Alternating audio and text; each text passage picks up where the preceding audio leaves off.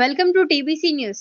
అఖిల భారత యాదవ మహాసభ ఆధ్వర్యంలో నిర్వహిస్తున్న రెజ్లింగ్ రాజ్ కలశయాత్ర దేశభక్తికి, యాదవుల ఐక్యతకు స్ఫూర్తినిస్తుందని అఖిల భారత యాదవ మహాసభ రాష్ట్ర ఉపాధ్యక్షుడు వెంకట నర్సయ్య యాదవ్ అన్నారు. కర్ణాటక రాష్ట్రం నుంచి తెలంగాణలోకి ప్రవేశించిన ఈ యాత్రకు నారాయణపేట జిల్లాలో సంఘీభావం తెలుపుతూ స్వాగతం పలికారు.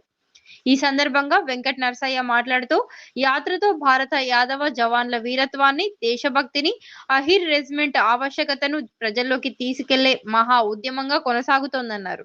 ప్రజల్లో దేశభక్తిని, దేశం పట్ల గౌరవాన్ని పెంపొందించే దిశగా యాత్ర కొనసాగుతుందని తెలిపారు. నవంబర్ 18న ఢిల్లీలోని రామ్లీలా మైదానం వరకు ఈ యాత్ర కొనసాగుతుందని, యాత్ర ముగింపు సందర్భంగా భారీ సభ నిర్వహిస్తున్నట్లు ఆయన వెల్లడించారు. యాదవ్ మహాసభ ఆధ్వర్యంలో రెజంగ్లా రాజ్ కలశయాత్ర అనేటటువంటిది భారతదేశం మొత్తంగా తిరుగుతున్నటువంటిది. ఫస్ట్ ఏప్రిల్ 13 బీహార్లోని చాప్రా ప్రాంతంలో ఈ యాత్ర బయలుదేరింది. ఇది ఛత్తీస్గఢ్, జార్ఖండ్, పశ్చిమ బెంగాల్, అదేవిధంగా తర్వాత తమిళనాడు, కేరళ, పాండిచ్చేరి, కర్ణాటక, ఆ తర్వాత తెలంగాణలో ప్రవేశం పొందింది. కనుక తెలంగాణలో మొట్టమొదటగా మన దగ్గర 9వ తారీఖు నాడు ఇక్కడ వచ్చింది. అది నారాయణపేట జిల్లాలో ప్రారంభమైంది. ఈ యొక్క యాత్ర మహబూబ్ నగరు, మరి తర్వాత నాగర్ కర్నూలు, కల్వకుర్తి, దేవరకొండ మీదుగా మన తెలంగాణ రాష్ట్రంలో 19వ తారీఖు వరకు ఈ యాత్ర ఉంటుంది. ఇది అంటే భారత చైనా యుద్ధంలో అహీర్ రెజిమెంట్ అనేటటువంటి దాంట్లో యాదవ రెజిమెంట్లో ఉండేటటువంటి 120 మంది సైనికులు, ఆ సైనికులు చైనా యొక్క సైన్యాన్ని ఒక ఇంచు భూమిని కూడా ఆక్రమించుకోకుండా, అది కాకుండా వెన్ను చూపకుండా ముందు ఉండి పోరాటం చేసి ఆ సైన్యాన్ని మన యొక్క బార్డర్ దాటకుండా నిలువరించినటువంటి యాదవ సైన్యం. అందులో 114 మంది వీరమరణం పొందినటువంటి ప్రాంతం అది. ఏది టిబెట్కు, అంటే సముద్ర మట్టానికి 1500 మీటర్ల -30°C ఉండేటటువంటి ప్రాంతంలో అక్కడ ఈ యుద్ధం జరిగితే ఆ ప్రాంతంలో రెజంగ్లా అనేటటువంటి ప్రాంతంలో యుద్ధం జరిగింది. ఆ యుద్ధంలో 114 మంది యాదవ యుద్ధ వీరులు మరణించినటువంటి ప్రాంతం నుంచి కలశాన్ని సేకరించి ఈ కలశాన్ని దేశవ్యాప్తంగా తీసుకుపోవడం కొరకు ఈ తిరుగుతూ నవంబర్ 18వ తారీఖు నాడు ఢిల్లీలోనే ఉండేటటువంటి రామ్లీలా మైదానంలో దాదాపు లక్షల సంఖ్యలో ఈ యొక్క సమావేశం ఉంటుంది. దీని ఉద్దేశం ఏంటంటే, భారత సైన్యంలో అనేక సామాజిక వర్గాలకు ఎట్లయితే రెజిమెంట్లు ఉన్నాయో, ఈరోజు సిక్ రెజిమెంట్ కానీ, తర్వాత డాంగ్రా రెజిమెంట్ కానీ, అట్లాగనే అహీర్ రెజిమెంట్ ఉండాలనేటటువంటి ఉద్దేశం చేత, అంటే యాదవ రెజిమెంట్ ఉండేటటువంటి ఉద్దేశం చేత ఈ యొక్క కలశ యాత్ర ప్రారంభమైంది.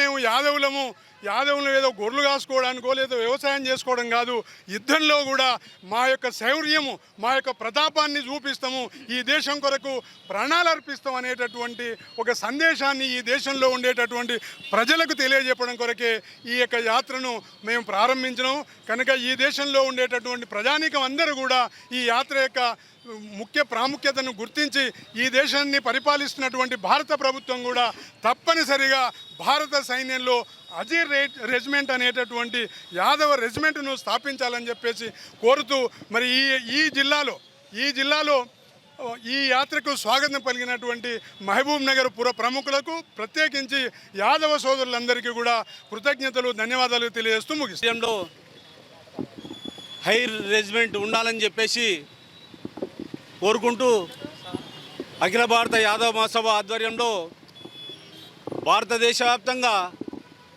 యాత్ర నిర్వహిస్తూ అన్ని రాష్ట్రాలు తిరిగి ఈరోజు తెలంగాణకు రావడం జరిగింది.